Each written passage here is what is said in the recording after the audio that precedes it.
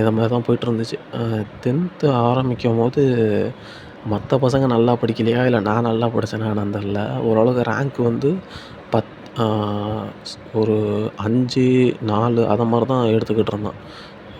அது எப்படி ஆணுச்சுன்னு தெரில. அந்த ஆன்சர் சொன்னதில் வந்த கான்ஃபிடென்ஸா அது எப்படின்னு தெரில. ஆனால் நான் அந்த அந்த சார்கிட்டயே டியூஷன் போனேன். அந்த புதுசாக வந்த மேக்ஸ் சார்கிட்டயே டியூஷன் போனேன். அவர் லீவ்லேயே வந்து நான் ஃபுல்லாக லீவில் சொல்லிக் கொடுத்துட்ருந்தாரு.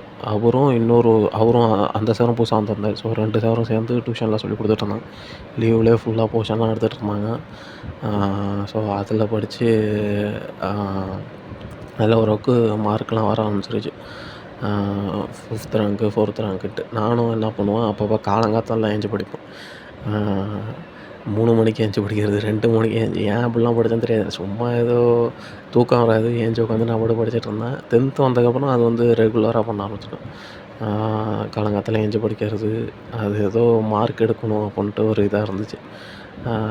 நானும் வந்து ஏன்னா எல்லா பசங்களுமே ஏதோ மார்க் எடுக்கணுன்ட்டு ஒரு மாதிரி குரூப்பாக உட்காந்து சுற்றுவானுங்க. அதை பார்க்கும்போது நம்மளுக்கு ஒரு மாதிரி கடுப்பாக இருக்கும்.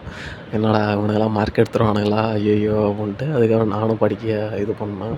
அதான் எப்பயுமே ஒரு டாப் 5ல் அப்போ தான் வர ஆரம்பித்தேன். 5வது ரேங்க்கு 4வது ரேங்க்கு அந்த மாதிரி எடுத்துகிட்டு இருந்தேன். கரெக்டாக 400க்கு மேலே 410 400லேருந்து 410 அப்படி தான் எனக்கு வரும் மார்க்கு. அது மாதிரி தான் எடுத்துகிட்டு இருந்தேன். அதுக்கப்புறம் ஓரளவுக்கு ஹாஃப் இயர்லி கிட்டலாம் வந்து என் கிளாஸில் நல்லா படிப்பான். அந்த பையன் வந்து ஒரு 5 பேர் கூட சுற்றிட்டு இருப்பான். நான் ஒரு தாட்டி விளாண்டுட்டு இருக்கும்போது அவன் வந்து என் கூட விளாண்டுட்டு இருந்த பசங்களெலாம் கூப்பிட்டான். வாடா வீட்டுக்கு வாங்கடா படிக்கலாம் அப்படின்ட்டு. அப்போ நான் சும்மா விளாட்டேன்டா என்னெல்லாம் கூப்பிட மாட்டியா அப்படின்னா, வாடா அப்படின்னான். அதுக்கப்புறம் வந்து அவன் வீட்டுக்கு போனேன். அன்றைக்கி பார்த்து எவனுமே வரல. நானும் அவனும் மட்டும் தான் உட்காந்து படிச்சுட்டு இருந்தோம். எனக்கு மேக்ஸ்லாம் சொல்லிக் கொடுத்தான். அவனும் டியூஷனுக்கு வந்தான். 2 பேருமே ஒரே டியூஷன் தான். அவன் மேக்ஸ்லாம் சொல்லிக் கொடுத்தான். கொஞ்ச நேரம் படித்தான். அதுக்கப்புறம் பார்த்தா ஜாலியாக அவனும் கேம் விளாண்டான் லேப்டாப்பில். எனக்கும் கொடுத்தான். விளாட்றான். அவங்க அண்ணனோட லேப்டாப்பு, அந்த கவர்மெண்ட்டில் கொடுத்த லேப்டாப்பு. அதில் வந்து ஜிடி விளாண்டு என்கிட்டையும் இது பண்ணான். அந்த மாதிரி சும்மா சொல்லிக் கொடுத்தான். இதெல்லாம் படிச்சுக்க, இதெல்லாம் காலைல படிச்சுக்க அப்படின்னு. அந்த எக்ஸாமில் வந்து 50 மார்க்குக்கு என்னமோ வச்சாங்களா, அதில் வந்து 49. ஆனால் அது வந்து டோட்டல் மிஸ்டேக்கு 47 என்னமோ தான் இருந்துச்சு. அவன் வந்து 48, நான் வந்து 49. அவனுக்கு வந்து டோட்டல் கூட்டி பார்க்கும்போது தெரிஞ்சிருச்சு. அதுக்கப்புறம் சொல்ல மாட்டான் அப்படின்னா, சரி எனக்கே ஒரு மாதிரி இருந்துச்சு. அதுக்கப்புறம் என்ன பண்ணிட்டேன், போய் சார்கிட்ட போய் சார் டோட்டல் மிஸ்டேக் இருக்குது அப்படின்னு சொல்லி 47 அப்படின்ட்டு இது பண்ணிட்டேன். அப்போ வந்து ஒரு பொண்ணு வந்து கேட்டுச்சு, நீ என்ன 100க்கு 49 அப்படின்னு கேட்டுச்சு. இல்லை 50க்கு தான் 49 அப்படின்னுவோம். அது ஒரு மாதிரி கெத்தாக இருந்துச்சு. இதே மாதிரி அவன் கூட அப்பப்போ போய் வீட்டில் போய் படிக்கிறது அந்த மாதிரிலாம் பண்ணிகிட்டு இருந்தேன். அப்புறம் பார்த்தா ஸ்போர்ட்ஸ்லேயும் இருந்தேன். ஸ்போர்ட்ஸ் வந்து குவார்ட்டர்லி வரைக்கும் இருந்துச்சு. அதுக்கப்புறம் முடிஞ்சிருச்சு. அதுக்கப்புறம் நடுவில் ஜிம்மெல்லாம் போனேன். ஸோ அதுவும் ஏதோ ஒரு வகையில் படிக்கிறதுக்கு இது பண்ணியிருக்கு. ஏதோ டிசிப்ளினாக இருக்க எனக்கு இது பண்ணியிருக்கு. ஏன்னா சாயந்தரம் முடிஞ்சோடனே அதுக்கு ஸ்போர்ட்ஸுக்கு போய் ஓடணும். அதுக்கப்புறம் டியூஷனுக்கு போகணும். அதை மாதிரி ஒரு இதாக தான் இருந்துச்சு. நைட்டு தான் முடியும். அதுக்கப்புறம் தான் நான் வீட்டுக்கே போவேன். காலைல வந்தேன்னா நைட்டு ஒரு 8 மணி டியூஷன் முடிஞ்சதுக்கப்புறம் சைக்கிள் எடுத்துகிட்டு போவேன். இப்படி தான் இருந்துச்சு. நடுவில் கை வேற உடஞ்சிச்சு. ஸோ சைக்கிள் ஓட்ட முடியல. காலைல ஆட்டோவில் போவேன். அதுக்கப்புறம் என்னென்னா ஆட்டோவில் போவேன். அதுக்கப்புறம் நடந்தே வந்து டியூஷனுக்கு போவேன். டியூஷன் வந்து பக்கத்தில் தான். ஸ்கூல்லேருந்து பக்கத்தில் போய்ட்டு அங்கேருந்து வீடு வரைக்கும் நடந்தே வருவேன். அது ரொம்ப தூரம் நடந்தே வருவேன். இது மாதிரி போய்ட்டுருந்துச்சு. கை உடஞ்சப்போ நான் என்ன பண்ணேன்னா, ஒரு புக்கு படித்தேன். அது வந்து 150வது சுவாமி விவேகானந்தா அவங்களோட 150வது பிறந்த நாளுக்கு ஒரு சின்ன புக்கு மாதிரி போட்டிருந்தாங்க.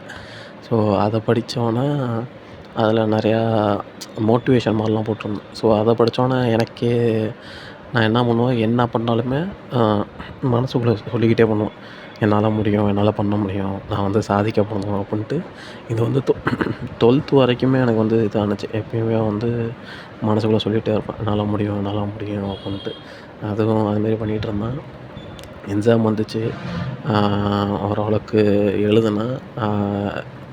அதுக்கு முன்னாடி வச்ச டெஸ்ட்டில் வந்து அப்போ தான் வந்து 437 என்னமோ அந்த மாதிரி தான் எடுத்துருந்தேன். ஏன்னா அதுக்கு முன்னாடிலாம் 410 அந்த மாதிரி 410 தாண்டலை. அப்போ தான் அந்த எக்ஸாம் வந்து 400 என்னமோ எடுத்தேன். 437 என்னமோ எடுத்தேன். டீச்சர்லாம் என்ன சொன்னாங்க, இந்த எக்ஸாம்லேருந்து எப்படி இருந்தாலும் ஒரு 20 மார்க் அதிகமாக தான் வரும் பப்ளிக்கில் அப்படின்னோன்னே, சரி ஒரு 480 வந்துடும், நம்மளும் ஓரளவுக்கு மார்க் எடுத்துடலாம் அப்படின்னு வச்சுட்டு இருந்தேன். அதே மாதிரி ரிசல்ட் வந்துச்சு. பார்த்தா 486 வந்துச்சு. சரின்ட்டு நான் அப்போ வந்து டைப் ரைட்டிங் கிளாஸ் போயிட்டுருந்தேன். டைப் ரைட்டிங் கிளாஸ் போகும்போது அங்கே வந்து ஜூனியர் பையன் வந்து அவன் தம்பி வந்துட்டுருந்தான். அவனை அழைக்க வந்து ஜூனியர் பையன் வருவான். அவன் வந்து அப்போ வந்து கோச்சிங் கிளாஸ் போயிட்டுருந்தான். 10த்துக்கு எங்கள் ஸ்கூலில் எடுத்துகிட்ருந்தாங்க. அவன்கிட்ட கேட்டேன், இந்த மாதிரி ஸ்கூலில் யார்ரா ஃபஸ்ட்டு செகண்டு அப்படின்னோன்னே, நீங்கள் தானே செகண்டு அப்படின்னான். எனக்கு ஒன்றுமே புரியல. என்ன நான் செகண்டா? ஏன்னா எப்பயுமே கடைசியில் இது பண்ணும்போது கூட நான் 4வது ரேங்க்கோ 5வது ரேங்க்கோ என்னமோ தான் எடுத்திருந்தேன். அப்புறம் போய் கேட்டோமா, ஆமாண்ணா நீங்கள் தானே ஃபஸ்ட்டு. எல்லாருமே வந்து 2 மார்க் வித்தியாசத்தில் வந்து நான் வந்து 486, ஃபஸ்ட்டு மார்க்கு எங்கேயோ இருக்கும் 472 என்னமோ அங்கே இருக்கும்.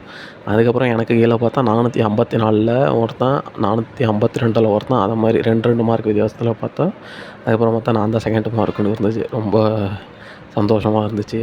அதுக்கப்புறம் அதே மாதிரி ஸ்கூலில் கூப்பிட்டு எப்பயுமே எங்கள் சார் வந்து ஃபஸ்ட்டு மார்க் எடுக்கிறவங்களுக்கு தான் அந்த மாதிரி பண்ணுவாரா என்னன்னு தெரில. அப்போ வந்து செகண்ட் மார்க் எடுத்த என்னையும் கூப்பிட்டு சால்வாலாம் போற்றி ரூ. 500 பணம் கொடுத்தாங்க எங்கள் பிடி சார். ஏன்னா அவரால் நம்பவே முடியல. ஏன்னா வந்து நான் வந்து நிறையா பிரச்சனைலாம் பண்ணிகிட்ருப்பேன். பசங்களை போட்டு அடிக்கிறது அதெல்லாம் பண்ணிகிட்ருப்பேன். அவருக்கு என்னை பார்த்தாலே பிடிக்காது. ஓரளவுக்கு 10th வரும்போது தான் என் மேலே ஓரளவுக்கு பேச இது பண்ணலாம் செஞ்சார். அதுக்கு முன்னாடிலாம் அவரை பார்த்தா எனக்கு பயமாக இருக்கும். என்னால் தான் அவர் என் கிளாஸுக்கே வர ஆரம்பித்தார். நாங்கள் சண்டை போட்டுட்ருப்போம்.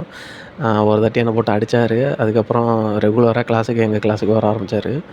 அப்பப்போ வந்து உட்காந்து பசங்களோடலாம் பேசுவார். எனக்கு அப்போலாம் பார்த்தா கடுப்பாகும். அப்புறம் போக போக தான் அவர் ஜாலியாக பேசுகிறதுன்னா எனக்கு அவரை இது பண்ண ஆரம்பிச்சிச்சு.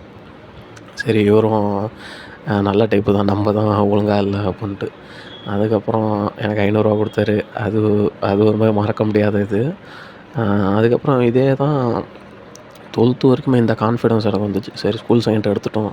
இதே நான் வேறு ஒரு நல்ல ஸ்கூலில் ஓரளவுக்கு நல்லா மார்க் எடுக்கிற ஓரளவுக்கு இதே மார்க் வந்து எனக்கு ஒரு 10வது ரேங்க் அது மாதிரி வந்திருந்தா கூட அந்த கான்ஃபிடன்ஸ் ஒரு செகண்ட் மார்க்கு அப்புடின்னு வந்தோடனே அது ஒரு மாதிரி சரி ஸ்கூல் செகண்டு அப்படின்ட்டு ஒரு கான்ஃபிடன்ஸாக இருந்துச்சு. அதே தான் எனக்கு வந்து 11th 12thலையும் இந்த கான்ஃபிடன்ஸ் வந்து இது பண்ணுச்சு. சரி ஒரு எம்பிபிஎஸ் ஆகிடலாம் அந்த அளவுக்கு கான்ஃபிடன்ஸ் வந்து இதாக இருந்துச்சு. நானும் ஓரளவுக்கு படித்தேன். ஆனால் எம்பிபிஎஸ் ஆகிற அளவுக்கு வரல. ஓரளவுக்கு 1027 இது பண்ணேன். அப்பயுமே நான் வந்து படிக்கிற பசங்களோட பேசுகிறது அவனுங்க தான் எனக்கு வந்து டியூஷன்லாம் ரெக்கமெண்ட் பண்ணாங்க. இங்கே டியூஷன் எடுக்கிறாங்க அப்படின்ட்டு. ஸோ அது ஏதோ எனக்கு ஒரு வகையில் இதானுச்சு. 10த்லேயும் படிக்கிற பசங்களோட இருந்தான். அவன் அந்த பையனோட மட்டும் இருந்தான். இங்கே வந்து ஒரு 2 3 பசங்க படிக்கிற பசங்க இருப்பான், அவங்களோட இருந்தான். ஸோ அந்த இது ஏதோ எனக்கு இதாக இருந்துச்சு. அந்த சொல்லுவாங்கள்ல, உங்களை சுற்றி இருக்கவங்களோட சம்பளம் ஆவரேஜ் என்னவோ அதுதான் உங்கள் சேலரியாக இருக்கும் அப்படின்னு சொல்லுவாங்க. ஸோ அந்த இது ஏதோ இங்கே ஒர்க் ஆகிருக்கு. ஸோ அதனால் ஓரளவுக்கு 2த்துலேயுமே ஓரளவுக்கு நல்ல மார்க் எடுத்து முடித்தான். ஸோ இதுதான் என்னோடய ஸ்கூல் லைஃபு. ஸோ வர வீடியோவில் மற்ற இதை பற்றி போடுறேன். தேங்க்யூ.